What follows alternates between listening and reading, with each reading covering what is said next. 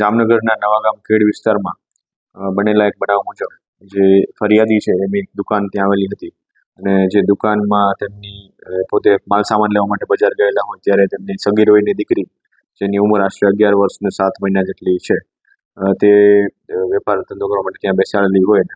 ત્યારે જે આ કામના આરોપી છે તે દુકાને આવેલા અને જે ફરિયાદીની દીકરી છે સગીર વયની તેની સાથે ખરાબ વાતો કરી અને તેને ઇનએપ્રોપ્રિએટ રીતે ટચ કરી અને અડપલા કરેલા હતા. તો આ બાબતની જાણ ફરિયાદીને થતાં